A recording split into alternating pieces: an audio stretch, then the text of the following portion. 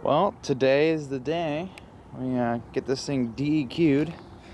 Now, unfortunately, even though it's an 82, in the Portland metro area, which is where I currently live, we are stuck with DEQ.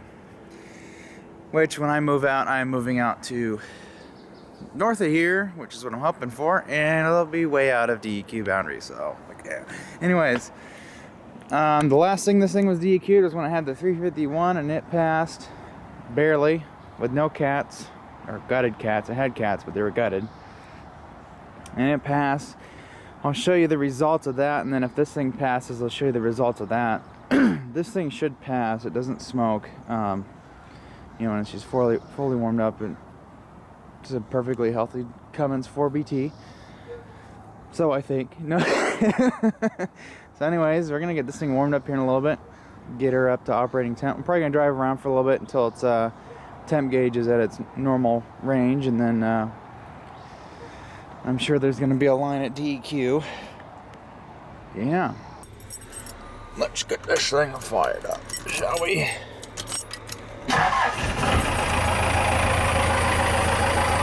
I'm just gonna do some checks under the hood, and we're good to go.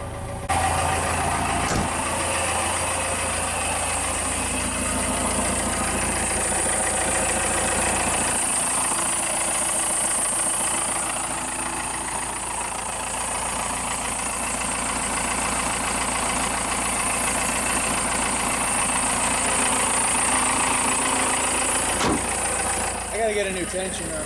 Well, that was pretty painless. Should have put a Cummins in this thing in the first place. So, let me see. Where's my old registration at?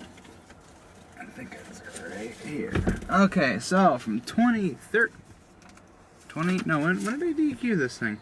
I think it was beginning at 2014. Yeah. Okay, so let's see, when did I came in at 2/27/2014, a day before my tags expired. So 2 years ago. Prices haven't changed. I paid $124 last time, I paid $124 this time. So they don't test hydrocarbons when you go to diesel. They just test the CO2 levels, at least for the older ones. So real quick, I didn't re-register this thing as a diesel at all. I didn't do anything different. What I did is I just drove into DEQ like I would normally, and they put the sniffer in. I just mentioned, hey, it is a diesel, and he's like, yeah, he could hear it out in the freaking parking lot. So the guy knows at least this engine. So anyways, yeah, he knew it was a diesel. He ran it as a diesel. So yeah, as a gas engine with the 351, and the 351 was getting a little tired. I think it had some timing issues. It wasn't tuned right. It had a 4-barrel carburetor that would just, oh my god. It got 8 miles to the gallon, and it had self-gutted cats, no EGR, no emissions. The only thing that was helping it pass was the air injection pump was dumping, I had it set full on. So if you shut it off, it would make this loud explosion out of the exhaust, like Uncle Buck.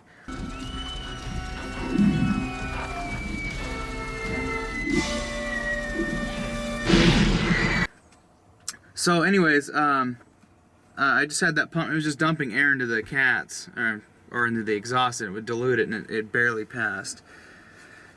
So the CO2 percent standard is 1.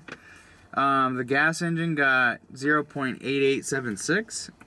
The CO plus CO2, the standard for gas is 6, and they got 10.1, and they still passed it. I don't know, that was weird.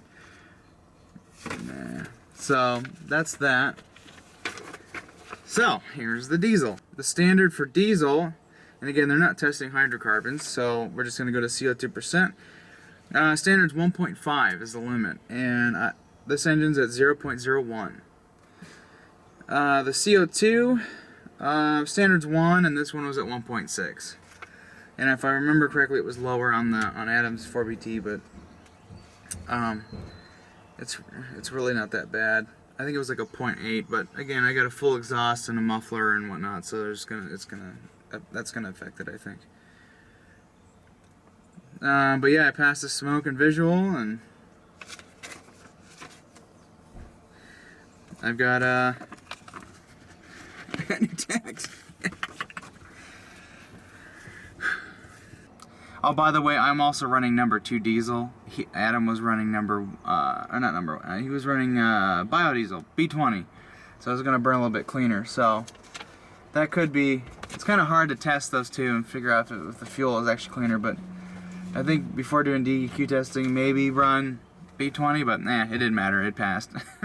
It's the motherfucking Eagle Double G. Snoop Dogg. You know I'm mobbing with the D.R.